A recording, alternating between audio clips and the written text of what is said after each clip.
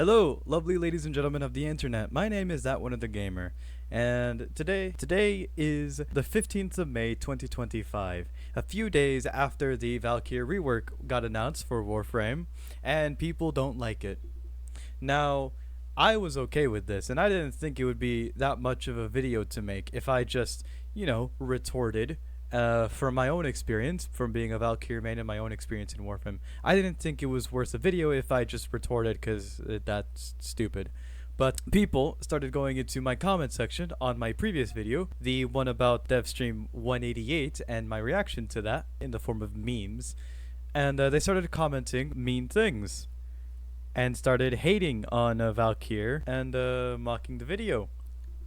And I didn't like that. So this is my response to that in a very quick and very passive-aggressive way.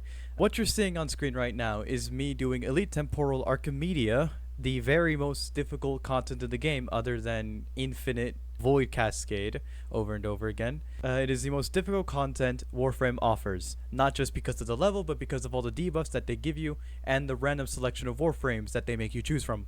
You will notice in this entire video, I do not get downed a single time. As well, I do the most damage of the entire party, even though there's an active debuff that subtracts 95% of your total damage if you're not hitting weak spots. You might be saying that, well, that's not because of your own survivability, that's because of the survivability granted by Dante.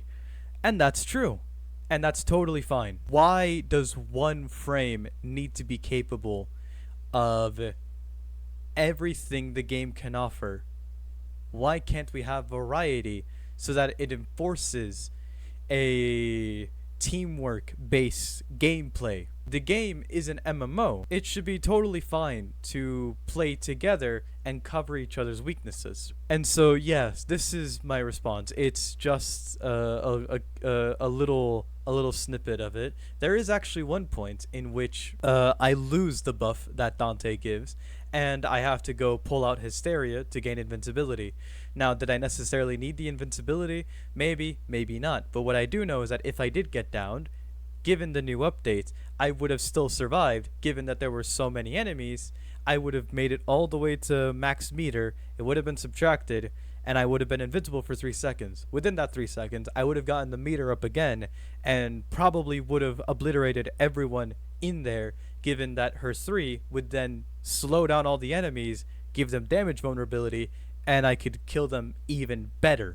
So all this to say that I think even given the circumstances now, Valkyr could very easily do level 500 normal content, let alone the most difficult challenge in the game, given that she, has a team like the game mode recommends. And I think that if she gets the rework, it would be a net positive to her gameplay and be a lot better for her in the long term. Because the goal of a rework is not to make a character overpowered, it's to modernize them, to give them a more interactive moveset and abilities, and I think this achieves it wholesale. This, although my opinion is not official, it is merely the opinion of someone who has 2,000 hours in Warframe, who has played this game for 3 years, and who has Valkyr as their most played frame in the game. It's still my opinion, and you're allowed to have yours. Just don't be a dick about it, and don't try and tell the developers who have been working on this game for a decade how to play their game in such an unnecessarily unproductive and rude manner. Have a nice day. Remember to do your own research, and goodbye.